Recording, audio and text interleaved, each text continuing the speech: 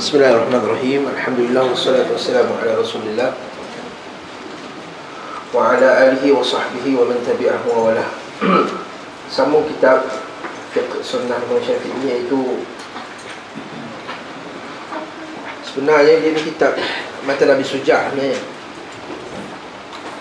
Matan Abi Suja' ni matan, dia sebut matan tu ialah kitab teks untuk kita mudah hafal. Jadi matan ni tak ada dalil biasanya. Matan ni macam ni: apakah perkara batalkan sembahyang? 1, 2, 3, 4, 5, 6. Apakah rukun solat? 1, 2, 3, 4, 5, 6. Jadi dia panggil matan. Matan ini penting, tapi ustaz tak ada dalil. Dia bagus dari segi kita nak ada kefahaman yang sistematik terhadap satu hukum. Maksudnya dia sebutnya perkara rukun solat, dah tahu 13. Kalau mengaji tak ada matan ni, nanti kita akan tak tahu rukun solat tu berapa, ambil hadis semua, kali akhirnya kita sebenarnya berapa rukun solat ni sebenarnya, confused. Sebab tu kita para ulama dia kata bagusnya belajar fiqh ni berdasarkan matan. Sebab tu di Saudi contohnya mereka hafal matan-matan seperti kitab Umdatul Fiqh, Akhsarul Mukhtasarat. Ini diajar oleh para masyayikh kita, seperti apa, Zadul Mustaqni. Mereka ni semua adalah kitab-kitab matan. Tetapi alhamdulillah, lepas itu ada penulis-penulis yang telah mengimprovekan matan-matan ni dengan memasukkan dalil. Inilah kitab yang kita baca, At-Tadhhib. At-Tadhhib, namanya nama kitab dia At-Tadhhib fi Adillati Matan Ghayat At-Taqrib, dalam meletakkan dalil-dalil matan kitab Matan Abi Suja' ni. Okey. Jadi yang kita baca sekarang ni sebenarnya matan, tapi telah letakkan dalil dalamnya supaya kita lebih faham mazhab Syafi'i dengan dalilnya. Sebab kita ini dituntut untuk mengikuti Rasulullah SAW, macam kita sebut pada permulaan kuliah tadi. Kita di dalam kubur, kita tidak ditanya adakah kamu ikut Syafi'i atau kamu ikut Hanbali, tidak. Yang ditanya adakah kamu mengikut Rasulullah SAW. Namun cara kita untuk mencapai kepada nak ikut Nabi SAW tu perlu kepada kefahaman yang benar. Dan kita tahu kita ni tidak ada kefahaman yang benar, kita ni cetek ilmu. Jadi kita terpaksa untuk belajar Al-Quran dan Sunnah ini, memahaminya melalui pintu-pintu para ulama kita yang muktabar. Dan di Malaysia ini pintu-pintu itu biasanya melalui pintu mazhab Syafi'i. Jadi kita pun mengaji mazhab Syafi'i supaya kita tahu apa yang berlaku sekeliling kita ni, batal ke tak batal.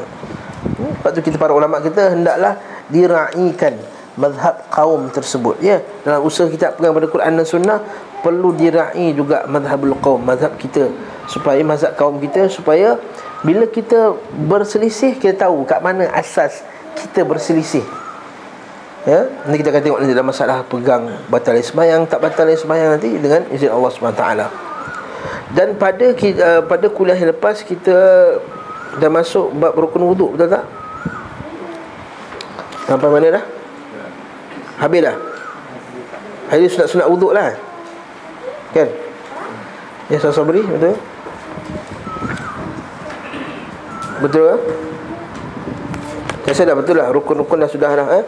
Rukun wuduk hari ni bab sunat-sunat wuduk pula. Okey. Bab sunat-sunat wuduk, membaca basmalah, baca bismillahirrahmanirrahim, ya. Kerana padanya ada hadis Nabi SAW, iaitu Nabi kata, la wudu'a liman lam yuzkar ismullahi alaih. Liman lam yadhkur ismullahi alaih, tidak ada wuduk bagi orang yang tidak membaca bismillah padanya. Jadi hadis ini, ya, dari segi sanad dia sendiri dhaif. Tapi seperti kata Ibnu Hajar Al-Asqalani, para ulama kita, dia banyak sokongan-sokongan sehingga kita katakan bahawa dia tu dipakai oleh para fuqaha kita, para ulama kita. Jadi hadis kata apa? Tidak ada wuduk bagi orang yang tidak membaca bismillah. Bagi mazhab Hanbali, dia faham tidak ada wuduk tu maksudnya tidak sah wuduk. Sebab tu mazhab Hanbali baca bismillah wajib. Cuma bagi yang kata bismillah wajib ni, mereka kata kalau terlupa tak ada masalah. Wajib juga, tapi wajib ketika ingat. Kalau terlupa, sah wuduknya. Ini yang disebut oleh Syekh Jibrin dalam kitab Sifatul Wuduk, Syekh Abdul Rahman Jibrin dalam kitab Sifatul Wuduk. Adapun dalam mazhab Syafi'i dan mazhab Jumhur, Maliki, Hanafi dan Syafi'i, mazhab kita juga mengatakan bahawa membaca bismillah itu adalah sunat. Sunnah yang sunat. Nabi saya kata, apa ustaz? Sunnah yang sunat. Maksudnya sunnah tu Nabi buat, tapi hukumnya sunat. Sebab ada sunnah yang wajib, betul tak? Ada sunnah yang wajib? Ada solat.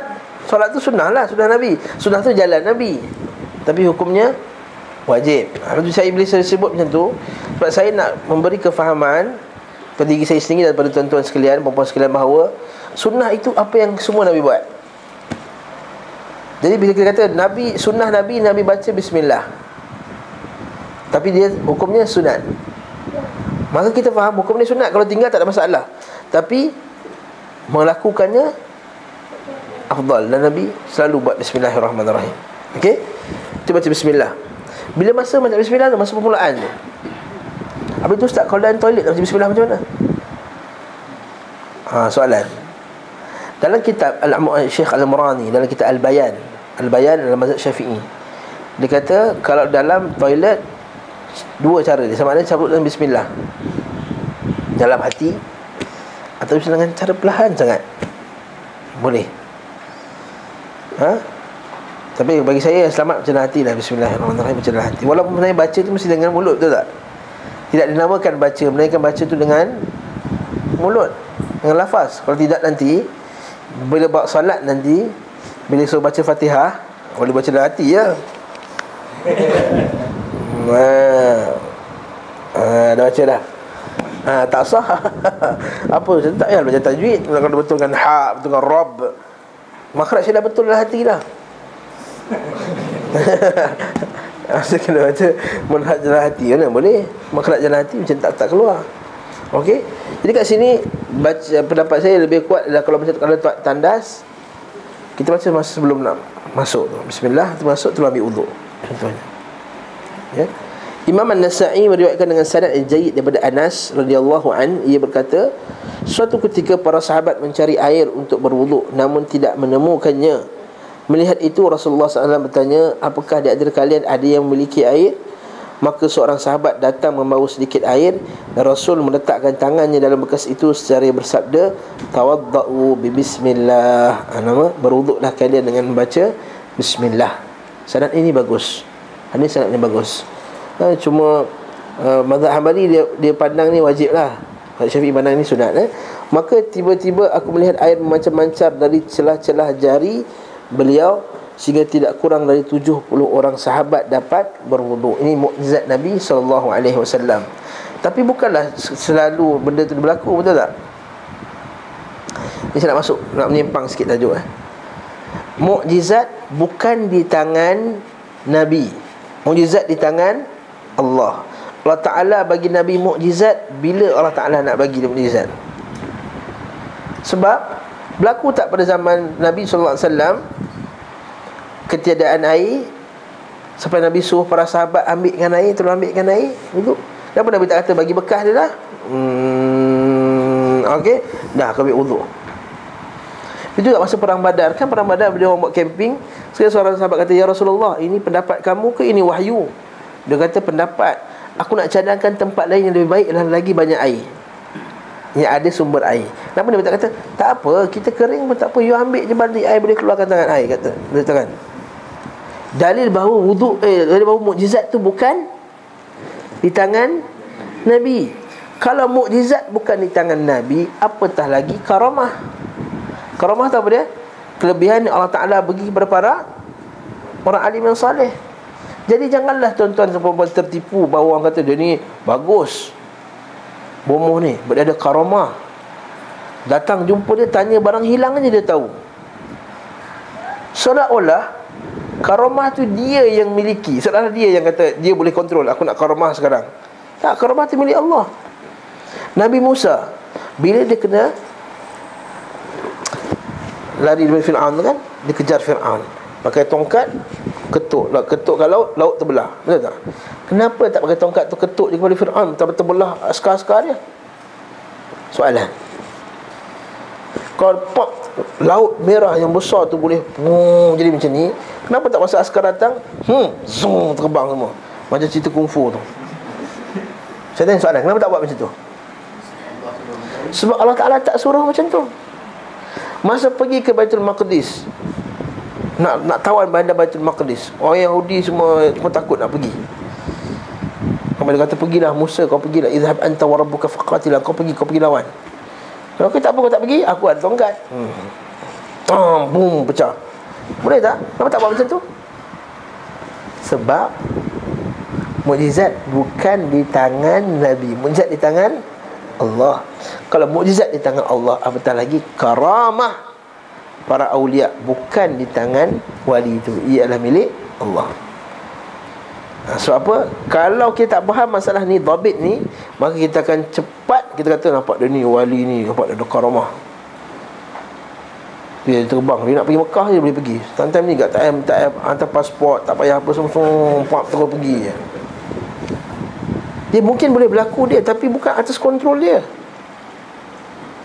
Nampak tak? Sebab tu bila berlakunya pada zaman Ibn Taymiyah rahimahullah ta'ala, seorang lelaki namanya Al-Hallaj. Al-Hallaj dia boleh bawakan gula-gula manisan daripada Yaman. Sekejap semua datang orang tu, Masya Allah.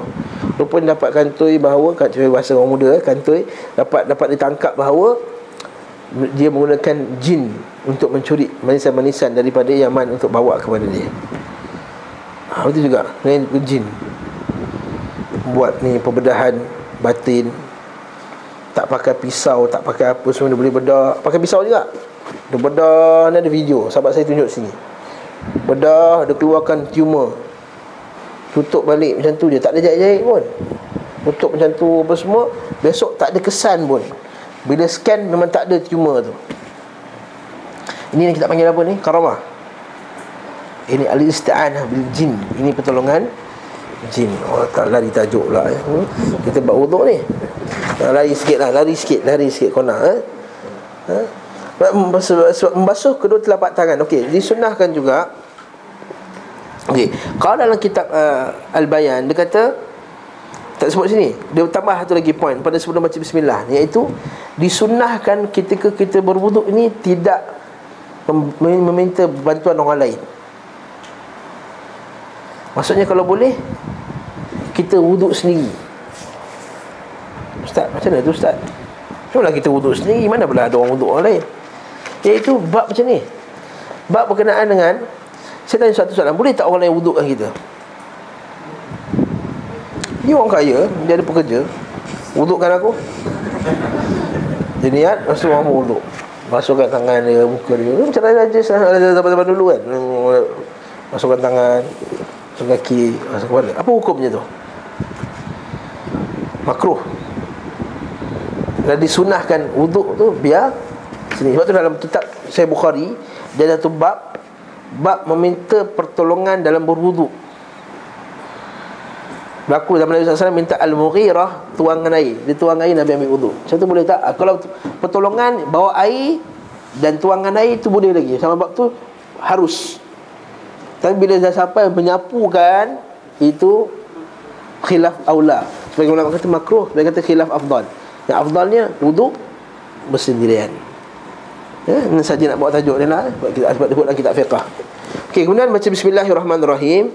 Kemudian membasuh kedua telapak tangan sebelum mencelupnya dalam bekas air. Dan benda ini lebih-lebih digalakkan kalau baru bangun daripada tidur. Nabi SAW kata, apabila seorang kamu bangun daripada tidurnya, jangan kamu mencelup tangannya ke dalam air sehingga ia membasuhnya 3 kali, kerana sesungguhnya dia tak tahu ke mana tangannya tidur malam tadi. Maksudnya malam-malam kan, malam tangan kita korek sana, korek sini, garu sana, garu sini. Dan pada zaman dahulu, bukan zaman dahulu, zaman sekarang pun, kan mereka gunakan istinja, kebanyakan yang gunakan batu. Bila pakai batu, maka dia taklah macam pakai air, betul tak? Boleh tak istinja pakai batu? Boleh, tak masalah, pakai tisu ke apa. Cuma dia taklah macam pakai air. Tapi itu keringanan yang Allah Ta'ala beri. Sebab tu kata kalau berkali tidur, kita pegang, kena kat tempat tersebut. Nampak tak? Sebab tu Nabi galakkan sebelum celup tangan air, tuangkan keluar dulu 3 kali. Tapi kita ni pakai pipe. kita pakai pipe, tak timbul lah isu tadi. Tapi katakanlah masa musim tak ada air tu kan, yang ada air satu baldi saja, satu bekas saja. Jangan terus celup. Bangun tidur, kita ambil gayung, kita basuh keluar dulu, barulah kita celup tangan tadi, ya. Itu digalakkan. Adakah air itu menjadi najis? Yes, kalau ada tangan kita ada najis, air itu menjadi najis lah. Kita bincang masalah air menajiskan. Kalau kurang daripada 2 kolah, maka dia jadi najis. Kalau tak ada najis, maka itu digalakkan. Cuma bagi mazhab-mazhab yang lain, dia kata air tu tak dipakai juga, walaupun tak najis, tapi tak dipakai ta'abudiyan, secara ta'abud saja. Okay, kesimpulannya basuh tangan dulu. Sebab kita nak gunakan untuk basuh muka kita, betul tak? Jadi kita basuhlah. Dan digalakkan, disunahkan untuk kita menyelak-nyelak jari tersebut. Kena berkumur dan istinsyak, masukkan air ke dalam rongga hidung. Bab berkenaan dengan masukkan air dalam rongga hidung ni, sebab dalam buku ni ringkas, dia ada beberapa sifat yang disebutkan. Sifat maksudnya cara. Macam mana cara masukkan air dalam hidung? Berapa kali? Di sini para ulama, sebab banyaknya hadis riwayat pada, maka ada pelbagai cara. Dalam hadis Sahih Bukhari disebutkan, dalam hadis riwayat Tirmizi, Nabi buat dengan ambil air masuk dalam hidung, kumur tangan kanan, lepas tu sekali, 3 kali, cara ketiga, macam kita buat sekarang lah. Itu masuk air dalam hidung pula, sedut. Tapi Nabi buat macam mana? Sedut dengan tangan kanan, hembus dengan tangan kiri. Macam ni Nabi buat. Macam ni, jadi sedut jadi, lepas tu hembus macam ni. Itu cara yang pertama. Cara yang pertama, kumur di hidung. Asing air yang berlainan 3 kali setiap satu. Faham tak? Cara yang kedua, kumur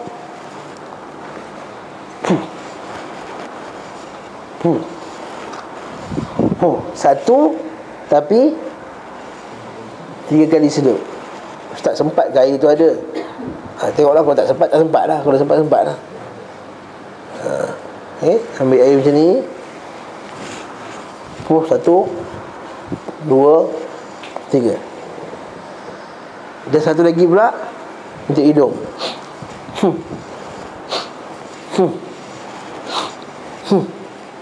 Cara yang kedua. Cara yang ketiga, cara Sahih Bukhari, sekali, dua-dua sekali.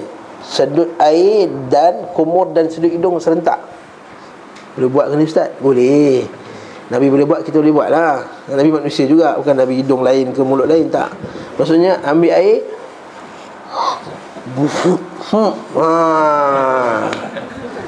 saya dah buat gaya habis dah ni lah.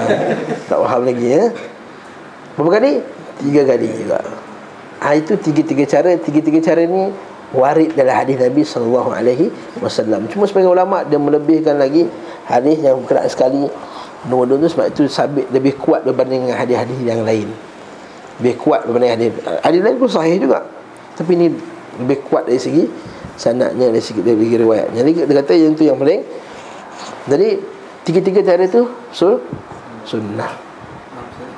Dalam kelas sifat wudu, solat wudu Ustaz Rasul, dia kata ambil dengan tangan kanan, masukkan dalam mulut dan tolak ke atas dan istinsyak macam tu, lepas tu buang dengan tangan kiri. Betul juga. Betul juga. Sekali tangan kanan je ni, boleh juga macam tu. Cara boleh juga.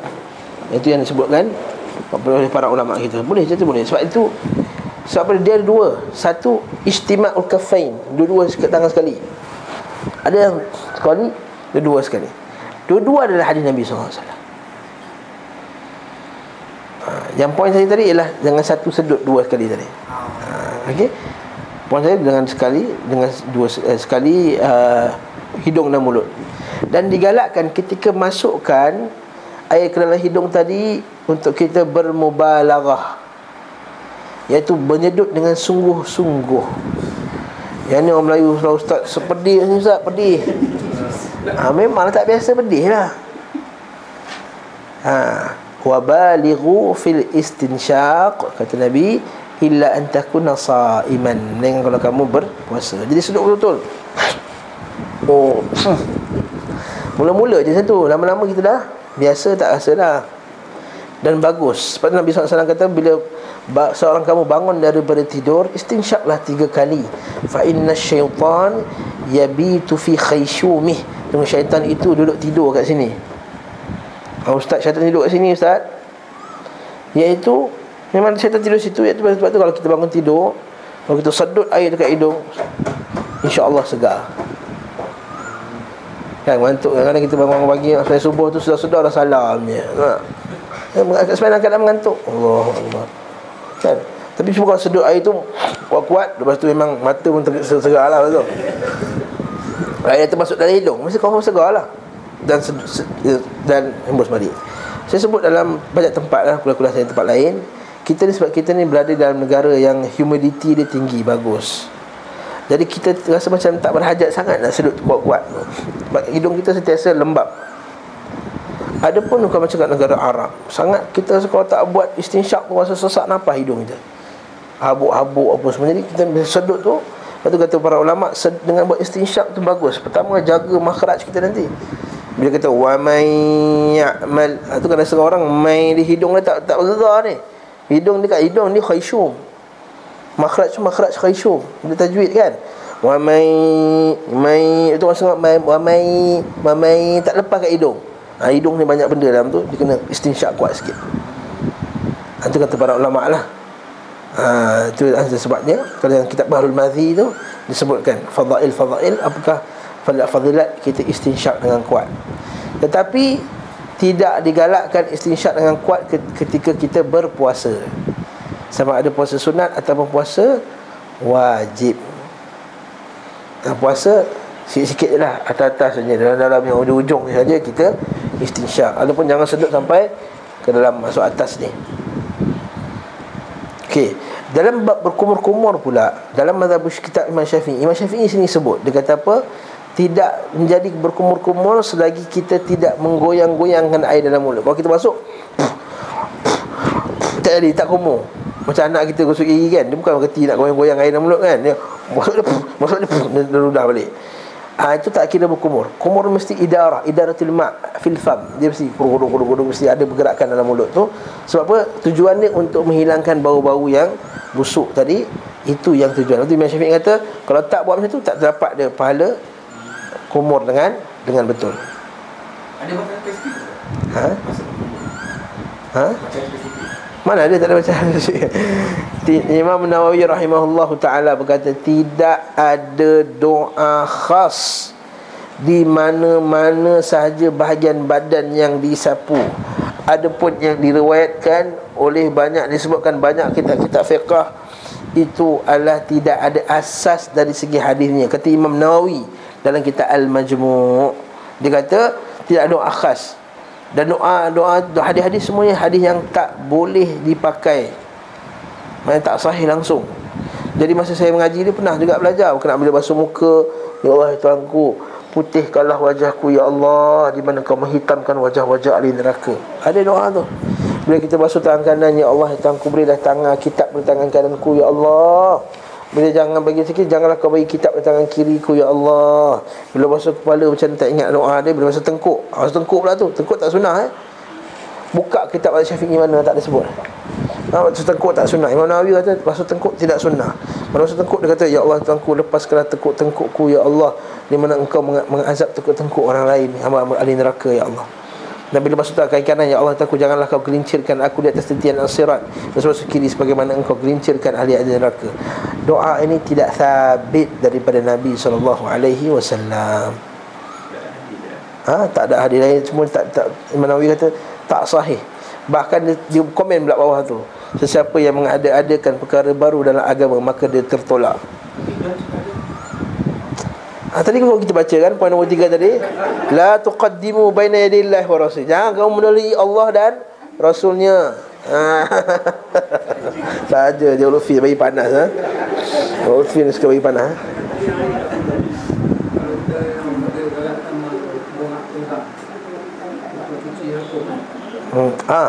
Dalam ni tak digalakkan kita mendongak itu. Kita hanya kumur saja, idaratul ma'am. Sebab tujuan ni adalah penyucian di gigi-gigi tu, bukan pada tekak tu. Sebab kalau tekak, takut tertelan pada bulan puasa lagi tak boleh buat lah. Kalau tengok tertelan, itu kita kumur macam ni saja. Kumur macam ni. Nabi SAW buduk macam ni. Kalau Nabi buat macam ni, pasti para sahabat cerita mana Nabi mendongak untuk menjalankan air pada tekaknya. Nabi tak sebut daripada situ masalah tu. Okey, digalakkan mengusap seluruh kepala. Ini saya sebut. Kita betul, kita buat Syafi'i kata sebahagian kepala. Memang tu sebahagian kepala. Mesti ada di tempat tumbuhnya 3 helai rambut. Itu minimum. Kalau saya kata nak duit gaya minimum ke nak duit maksimum? Semua kata nak maksimum lah, mak. Takkan nak dapat minimum je. Kau masuk kepala minimum je. Macam itulah juga. Kita juga wuduk, jangan ambil minimum. Ya, itu minimum. Imam Syafi'i bagi peluang orang untuk buat minimum. Kata-kata tak ada air sangat buat minimum. Tapi yang sunnahnya satu kepala. Seperti hadis Sahih Bukhari. Mari kita bacakan hadisnya. Kan dalam sunnah yang terakhir disebutkan dalam hadis yang diriwayatkan oleh Imam Bukhari dan Muslim dari Abdullah bin Zaid, ketika beliau ditanya tentang cara wuduk Nabi SAW, beliau minta dibawakan satu bekas air dan berwuduk. Nampak? Berwuduk dalam satu bekas. Berwuduk dalam satu bekas. Apa nak ajar kita bab ni? Maksudnya Nabi ambil satu bekas dan Nabi ambil air macam ni. Habis tu Ustaz, kalau ambil kali kedua tak dia mustakmal Ustaz? Kat sini dah ulama-ulama kita yang sebahagiannya dalam bab menolak air mustakmal kata ni, boleh je para Nabi ambil satu bekas 2-3 kali, Nabi celup air tangan tu, ambil untuk tangan, ambil air untuk kepala, ambil untuk kaki. Tak jadi mustakmal pun satu bekas tu. Tapi sebagai ulama Syafi'i jawab tak, niatkan tangan tu sebagai alat. Ada kata tu pula, ada niat tangan jadi alat pula. Habis tu air tu, itu sebagai ulama kata air sebenarnya air mustakmal ni tak kuat ni dari segi adillah, dari segi dalil. Air mustakmal dari segi dalil sebenarnya tak berapa nak kuat sangat hujahnya. Cuma memanglah kita ambil air yang mengalir tu, kita ambil balik, ambil wuduk. Sebab dia kata tak juga, Nabi SAW punya wuduk orang ambil. Dia kata itu Nabi je. Tak, apa yang Nabi bagi itulah hukum kat atas semua orang. Tak kata itu khusus untuk Nabi. Maknanya tak najis pun air yang kita ambil bekas pada air Nabi tu. Itulah wallahualam, air mustakmal dah selesai masalah ni. Kesimpulannya, jadi ada ke tak ada sebenarnya air mustakmal? Siapa nak pegang ada, peganglah dia, saya tak ada masalah. Jadi kalau tanya pendapat saya secara personal, air mustakmal tu tak ada sebenarnya. Tak kuat dari segi sanad, dari segi apa? Dari segi hujah. Sebab nampak ni Nabi ambil air satu bekas. Dan kita takkan kita anggap bekas tu dua kolah. Takkan Abdullah bin Zaid ambil 2 kolah bawa ke Nabi. Mustahil. Wallahu ta'ala bisawab. Okey, kemudian beliau seperti wuduknya, beliau mengalirkan air dari bekas ke tangannya. Nampak? Dia mula-mula dia alirkan. Sebab apa? Kita tadi jangan celup air basuh luar tu, tuang tangan dia, basuh 3 kali. Lalu membasuh kedua telapak tangan 3 kali, kemudian memasukkan tangannya ke dalam bekas air. Ini poin satu lagi ni. Lepas tu kita tengok dekat setengah negara Yaman, apa semua dia macam tu je. Dia macam kita juga, ada banyak kolah tapi ada banyak gayung. Dan orang ambil air satu gayung tu, dia ambil air dalam gayung tu. Kita tak, kita ambil dia tu air tu seminggu dah berkeladak. Macam kita tak, air seminggu dah berkeladak, ada air tu. Tak, di setengah negara Yaman apa semua, dia ambil air satu bekas tu je, dia ambil wuduk. Nampak tak? Berjimat cermat. Itu sebab Nabi SAW ambil wuduk dengan satu pot je air wuduk. Kita tengok berjimat cermat dalam masalah wuduk. Dah hadis sahih, dah hadis Tirmizi dan lain-lain. Nabi ambil wuduk satu pot je, satu pot nasi tu. Dan Nabi mandi wajib dengan satu sak, satu gantang. Macam tin Milo tu minum, ambil mandi wajib. Kita mandi kalau air tu baru basuh tu je, satu tin tu. Basuh tu dia satu tin. Tak, rasa tak pusing lah. Kelepuk basuh lagi. Padahal tak ada lah. Kita ni ialah mazhab was-was kita kuat. Kita kena orang Melayu kuat was-was. Jadi kita kuat apa? Mazhab apa? Mazhab mana tahu. Ini baru pula saya reka sendiri lah di mazhab ni. Tahu mazhab mana tahu tak bang? Asal tak semayang atas, asal semayang sejadah ni, mana tahu tadi ada budak kencing kat sini dan Ustaz, asal apa raya basuh rumah ni, pindah rumah ni, mana tahu dia ada belanjing dulu. Mazhab mana tahu tu kuat. Asal bila ketika biasa-biasa jalan tak kasi sipa, bila ambil wuduk pakai sipa, mana tahu. Kita mazhab mana tahu tu kuat. Sebab tu kita susah nak main atas simen. Mesti nak ada sejadah. Sebab mana tahu tadi, mazhab mana tahu. Islam ni bukan mana tahu. Islam ni tahu ke tak tahu, itu je. Kalau tahu ada najis, tak boleh sembahyang kat situ. Kalau tak tahu, tak ada. Kecuali ada bau, warna dan rasa lain. Itu masalah amalan. Masalah amalan. Kita hukum dia ni mengucap la ilaha illallah, dia satu juga najis, satu juga najis. Tak ada nampak, tak ada najis macam ni. Semen ni bersih. Kalau saya sembahyang atas semen. Kalau orang kita kalau sembahyang atas semen, ya Allah, tak ada sejadah ke dia boleh ambil kan? Kan betul tak? Kita kan kalau sembahyang, ya Allah, apa dah sembahyang tak ada sejadah ni? Ni sembahyang tak ada sejadah biasa. Nabi SAW jarang pakai sejadah sembahyang. Sebab tu adalah, sebab tu ada hadis Nabi SAW. Nabi tak suka kita ni setiap kali sujud sapu lantai, setiap kali sujud sapu lantai. Nabi kata minal jafa. Walaupun hadis ni dihukum sebagai dhaif, minal jafa, dan antara sifat keras hati ialah iaitu setiap kali sujud ia sapu lantai. Waktu Nabi SAW, kita baca hadis Sahih Bukhari berkenaan Qiyamul Lail. Ketika turunnya hujan pada malam 21 tu, nampak atas dahi Nabi kesan tanah. Okey je Nabi sembahyang. Kita nak mesti kepek dan tenggelam. Barulah khusyuk. Bukan saya tak kasih pakai sejadah. Pakailah sejadah. Tak ada masalah. Nak kasi sejadah pakai lah. Cuma jangan iktikad kita pakai sejadah tu lagi afdal daripada tak kasi sejadah. Satu. Yang kedua, sejadah kita ni macam-macam gambar. Baru-baru dah hantar SMS, sejadah gambar tengkorak. Rupanya apa? Corak-corak dia tu kalau tengok betul-betul rupa tengkorak kan? Lepas tu kita sembahyang kan, sejadah kalau kita tengok lama sikit, ni macam salib. Pernah tengok tak? Kan? Ini sejadah Illuminati ni.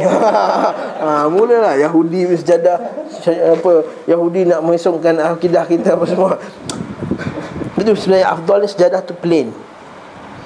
Nabi SAW hadirkan hadis yang kerana Aisyah beli satu kain yang menyebabkan kain tu terganggu kekhusyukan Nabi SAW. Dia kata, nak jual kain ni, beli kain plain je supaya aku sembahyang tak terganggu nak kekhusyukan. Ini dengan corak sana pusing sana tu, Kaabah ni sengit je Kaabah kan. Kalau setengah tu tak betul, tak simetri. Dah lari tajuk. Okey. Masuk dalam kali okey. Kemudian dilanjutkan berkumur-kumur, istinsyak dan istinthar. Baca tu bukan istintar tu. Cara baca dia istinthar. Mengeluarkan air dari hidung. Istinsyak sedut, istinthar keluar dari hidung. 3 kali. Lalu mengambil air dengan tangannya dan membasuh wajahnya 3 kali. Nampak ada sebut bismillah tak kat sini? Tak. Kat sini dalil yang dipegang oleh jumhur ulama bahawa bismillah tu tak wajib. Habis tu kenapa dijadikan disunatkan pula? Tak ada juga dalil kata disunatkan. Tadi hadis tadilah satu. Yang kedua, para ulama kita ada satu cara dalil yang canggih. Cara yang dia kata sebelum berjima pun kena baca bismillah, ingat Allah Taala, betul tak? Allahumma jannibna syaitan. Takkanlah berjima baca doa bismillah, takkan kita ambil wuduk tak baca bismillah. Kata ulama kita macam tu. Ada masa wuduk lebihlah apa untuk kita baca bismillah. Okey. Lalu mengambil air dengan tangannya dan membasuh wajahnya 3 kali. Membasuh kedua tangan sampai siku 2 kali. Kemudian memasukkan tangannya, mengambil air dan mengusap kepalanya. Okey. Beliau memulai mengusap kepala beliau ke arah depan lalu ke belakang. Depan lalu ke belakang 1 kali, diakhiri kemudian dipatah balik ke ke depan. Ini kan Nabi basahkan tangan, Nabi buat macam ni, Nabi pergi belakang hatta balagha qafah, sehingga belakang kat belakang kat sini. Kemudian dia akan batang kat depan sini balik. Okey. Cuba tengok hadis ni, dia Nabi buat 3 kali ke sekali? Ada sebut 3 kali tak? 1 kali. 1 kali. Atas dasar inilah, kalau tak silap saya, jumhur mazhab memandang bahawa sapu kepala tu sunnah dan sunat. Saya sebut sunnah dan sunatnya hanyalah sekali. Kalau tu nama Syafi'i 3 kali. Mazhab Syafi'i dia ambil dalil umum, iaitu Nabi SAW tawadda'a thalathan. Nabi wuduk 3 kali. Nabi Syafi'i ambil dalil umum.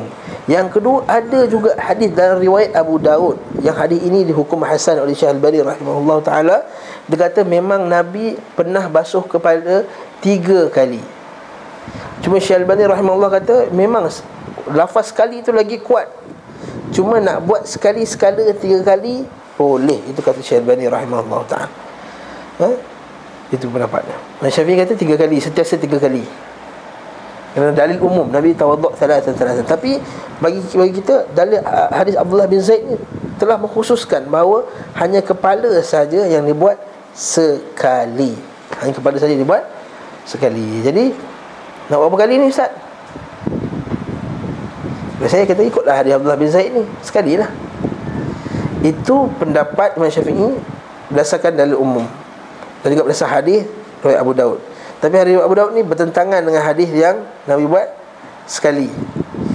Berdasarkan bukan hadis Abdullah bin Zaid saja, hadis Uthman Nabi buat sekali, hadis Ali pun Nabi buat sekali. Ada 3 sahabat yang riwayat Nabi buat sekali. Jadi lebih kuatnya masalah basuh kepala ni, hukumnya dibasuh sekali, dibasuh sapu sekali. Okey. Dan dengan membasuh kedua, kemudian ke belakang, dan diakhiri dengan basuh kedua kaki sampai buku lali. Jelas tak masalah ni?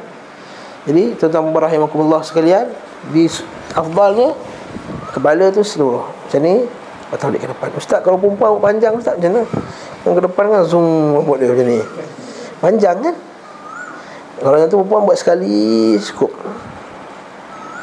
Nah, kalau boleh patah balik perlahan tak apalah. Kalau rasa macam ni nak patah balik ke depan kan, buat dia jadi. Tapi kalau boleh sapu sini lagi bagus, afdal. Jadi kalau tak panjang, jadi orang lelaki walaupun dah remos-remos macam mana pun nak pergi kerja, buat juga. Terus sikat balik lepas tu, bawa cotton dalam beg. Lepas semayang pakai balik.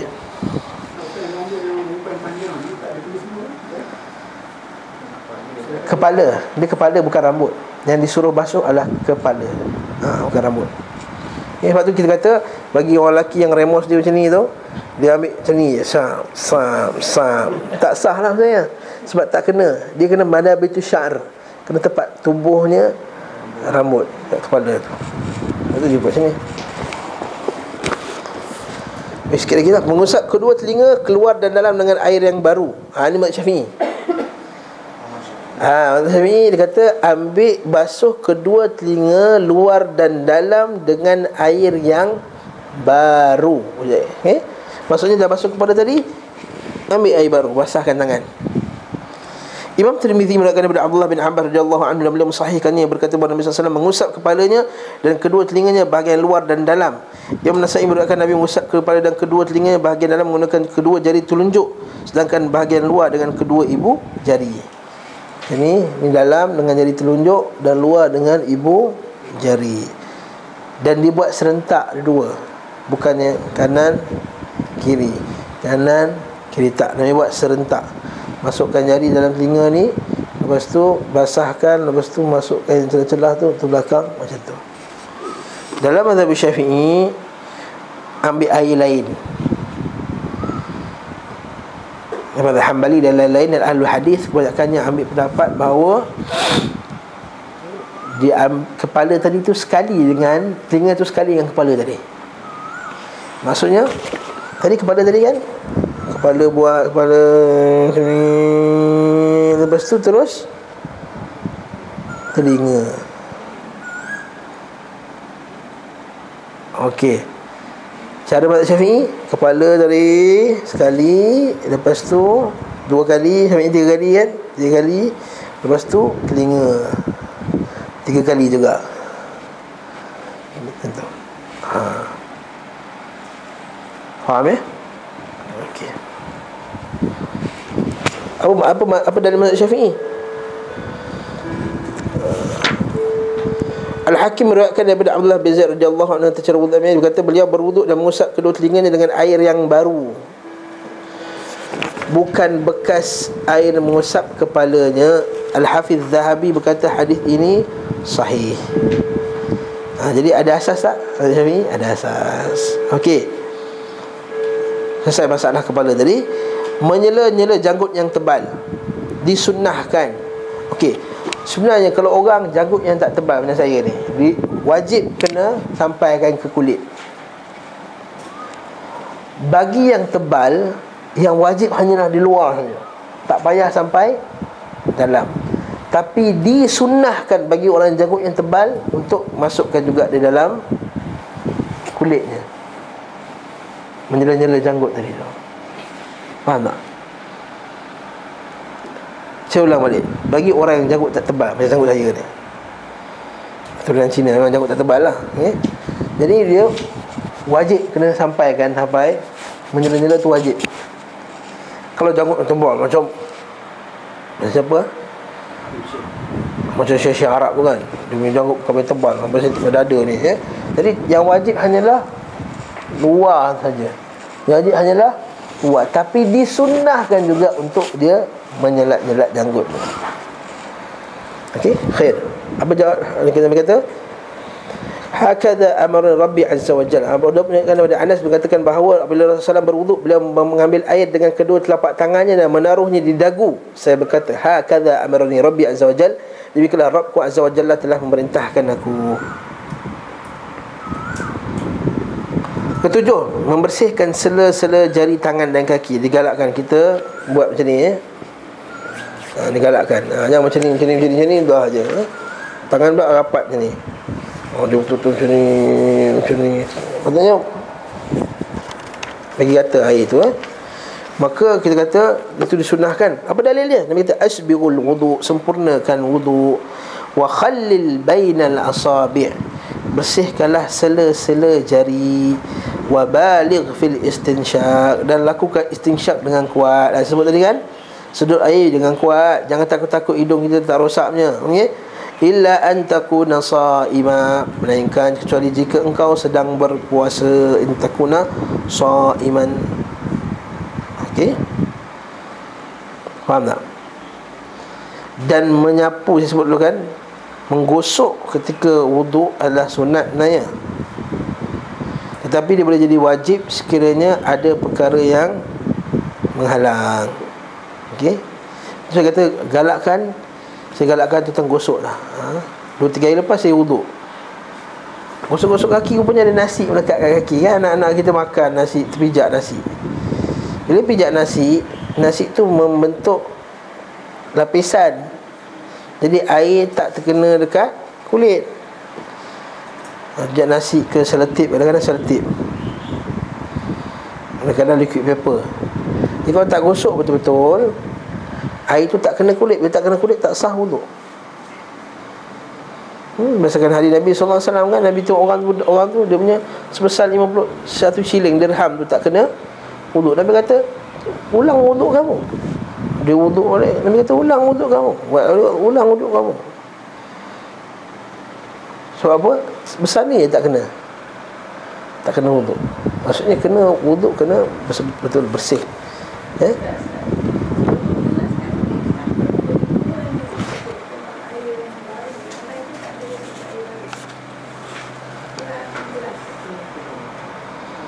Okey, sebab apa disebut air yang baru? Sebab nak membezakan dengan mazhab yang lain. Basuh muka, basuh tangan, semua air yang baru kan tadi. Nabi kemudian membasuh tangannya, kemudian basuh kepalanya, kemudian nampak, maksudnya ambil air barulah. Tapi bila bab basuh telinga, dia sebutkan dengan air yang baru. Dia seolah takkid, nak menguatkan bahawa dalam mazhab Syafi'i, basuh telinga tu dengan air yang baru. Sebab dalam mazhab yang lain, mazhab Hambali, Hanafi dan lain-lain, dia kata tidak sekali kepala dengan telinga tadi. Saya sebut tadi kan, basuh tu sekali terus. Dan ni pendapat kebanyakan ahlul hadis dan pendapat ni. Tapi Imam Syafi'i juga ada asasnya berdasarkan hadis yang diriwayatkan oleh Al-Hakim yang disahihkan oleh Zahabi tadi. Cuma para ulama kata apa, bila bertembung hadis yang lebih sahih dengan hadis yang sahih, maka sebagainya kaedah mereka pakai ialah pakai yang lebih sahih sekali ni. Yang lebih sahih. Bila cara ulama bertembung lah, cara ni kaedah usul fiqh berbeza. Rahimakumullah jami'an. Jawab soalan tak, Wan? Okey. Yang terakhir sekali mendahulukan bahagian yang ada yang ke-8 bahagian kanan daripada kanan yang kiri. Nabi SAW daripada Ibn Abbas radhiyallahu anhu bahawa beliau berwuduk, lalu beliau mengambil sejeduk air dan basuh tangan kanannya, mengambil sejeduk air dan basuh tangan kirinya, mengusap kepala, maksudnya kepala tak payah kanan kiri kepala sekali semua. Mengambil sejeduk air dan basuh kaki kanannya. Nampak tak? Kenapa sebagian ulama disebut telinga tu sekali yang kepala? Sebab kebanyakan hadis Abdullah bin Zaid, hadis Uthman bin Affan, hadis ni semua Nabi basuh kepala kemudian basuh kaki. Basuh kepala, basuh kaki. Basuh kepala, basuh kaki. Mana telinganya?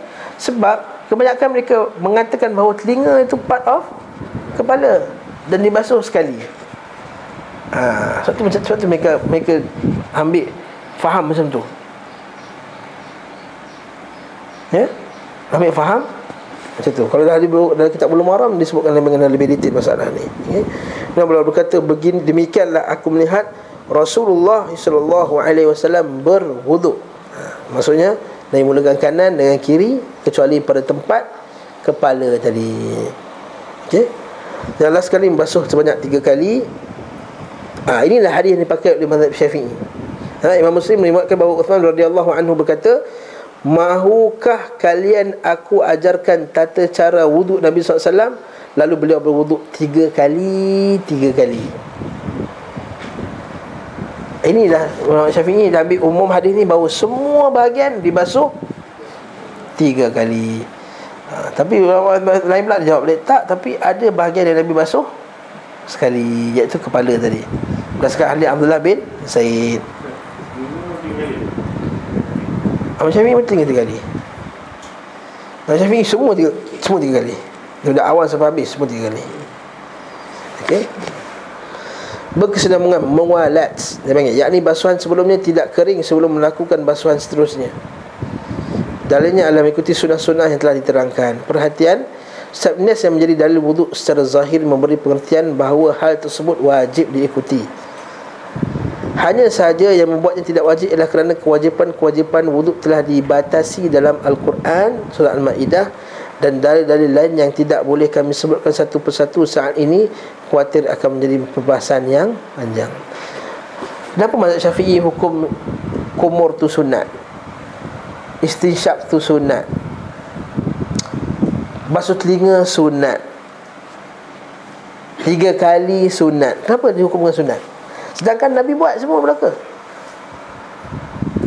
Sebab mazhab Syafi'i kata apa? Ayat Quran dalam surah Al-Ma'idah tu asas.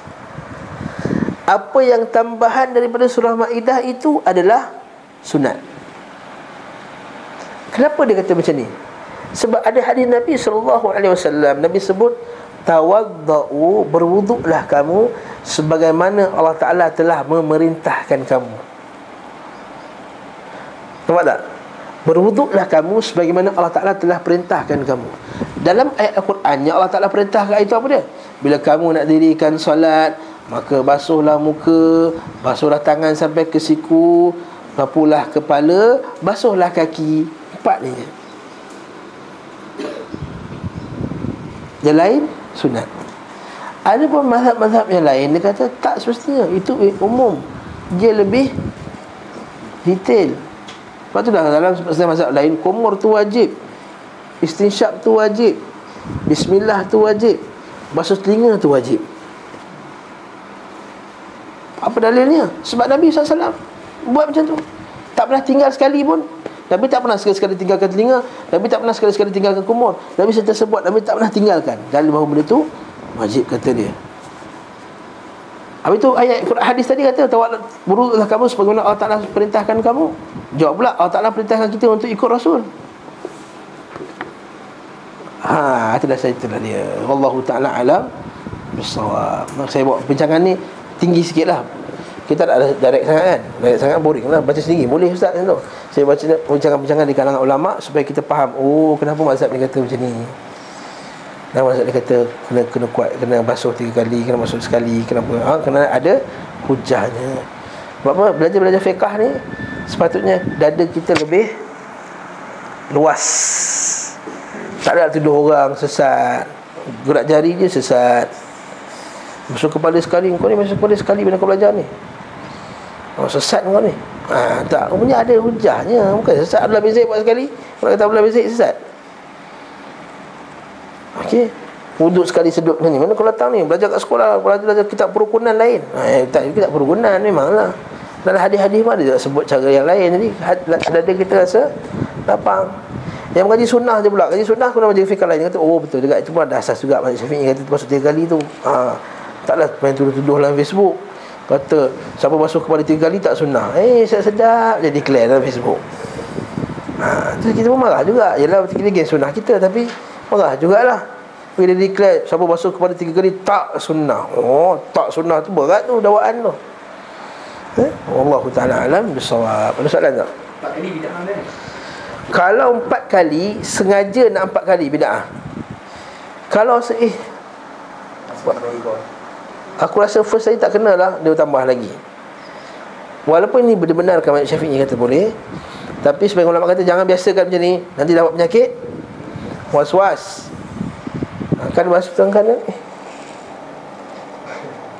tak kena je masuk lagi. Berapa lah?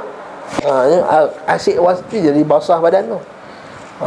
Masuk berkali-kali jadi was-was. Wallahu a'lam bissawab. Lepas tu dia kata apa? Wa in zada ala zalik faqad asaa wa zalama. Hadis Nabi.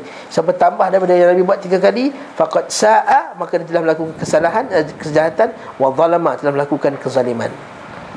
Begitu juga dengan Nabi kata, seorang sahabat ambil wuduk kat tepi sungai kan, Nabi kata jangan bazir. Dia kata afil ma'i saraf, adakah pada sungai boleh bazir juga ya Rasulullah? Ya. Kalau kau buat lebih daripada apa yang Nabi ajar. Yang siapa i'tiqad bahawa lebih itu afdal, itu yang boleh jadi bid'ah. Siapa yang rasa tak cukup, maka boleh buat 4. Itu juga macam basuhan anjing ke atau apa, dia basuh 8 kali 9 kali sebab dia boleh tak bau lagi tai anjing ni, basuh lagi sampai 10 kali, maka boleh. Sebab tujuan pembersihan benda najis tadi ialah menghilangkan bau, warna dan rasa. Kalau tak terhasil dengan 7 kali, dia kena tambah. Wallahu ta'ala alam bissawab. Cukup dah tu? Sudah syukur dah. Rasa dah letih dah, mengantuk-gantuk dah. Wallahu ta'ala. Ada soalan ni? Ya? Ahsan, soalan yang bagus. Apakah digalakkan untuk tidak mengelak wuduk? Dalam perbahasan ni banyak hadis Nabi SAW. Ada hadis Nabi SAW diberi kain dan Nabi tak nak ambil kain. Dalam hadis riwayat Tirmizi juga ada satu lagi hadis yang Nabi SAW ambil dan dia balut badan dengan kain tu. Jadi apakah disunahkan untuk tak mengelak wuduk? Sebagian ulama kata tak digalakkan untuk tidak mengelak wuduk sebab dia kata padanya lah jatuh segala dosa-dosa. Tapi Al-Imam Al-Bukhari tak satu bab berkenaan dengan sapu wuduk ni. Dia kata memang afdal. Ulama kata afdal tak lap.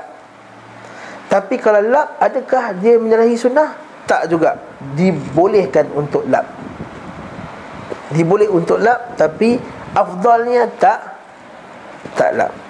Jadi siapa yang lap tak boleh kata dia menyalahi sunnah. Sebab ada juga dalil daripada Nabi SAW. Nabi pernah ketika lepas mandi wajib, Nabi balut kain dengan kain pada badannya.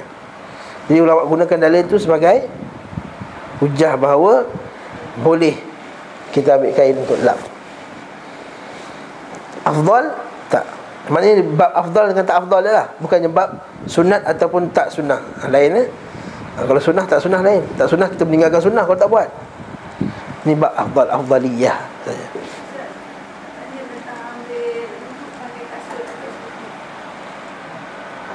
InsyaAllah mudah-mudahan masuk tak?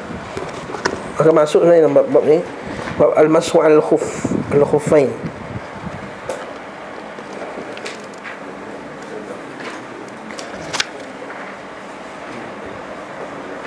Nanti bab Musad 34. Tapi katakanlah nak guna juga, nak tunggu kelas kan bulan depan lagi. Okey, jawab jugalah. Jawapan ni ialah kita dibenarkan untuk menyapu di atas kasut dan menyapu di atas stokin dengan beberapa syarat, dengan syurut. Bisyurut. Pertama, syarat pertama hendaklah sebelum kita pakai stokin tu kita wuduk dulu. Syarat yang kedua dia stokin itu kalau mesti, dan kasut itu menutupi kawasan yang wajib wuduk. Maksudnya kasut yang atas daripada buku lali. Syarat yang ketiga, dia tidak nipis. Kalau stokin tu tak nipis. Macam mana nak ukur nipis tak nipis ini? Kalau kita sapu air, bukan tuang air, sapu air. Kalau tuang air, baju tebal pun basah. Sapu tangan, air tu basah ke tangan tak basah, kita sapu atas stokin. Kalau kaki kita rasa lembab air tu, maka itu stokin tu tak tebal lah, stokin tu nipis. Dia masih tebal. Yang keempat, dia ada hari dia. Kalau orang yang musafir 3 hari. Kalau orang yang tidak musafir sehari semalam dia tahan. Lepas tu dia kena ambil wuduk. Dia kena buka, dia kena ambil wuduk baru. Itu. Yang kelima, dia bukannya janabah akbar. Dia bukan hadas akbar, bukan hadas besar. Kalau ada kecil dia boleh. Kalau ada besar dia kena mandi wajib. Itu 5 syaratnya. Maka kalau ada 5 syarat tadi ni, boleh kita buat macam tu. Maksudnya basuh muka, basuh tangan. Bila bab kaki saja, kita pakai stokin, kita basahkan tangan, kita ambil ni, kita sapu macam ni sekali. Dah, selesai.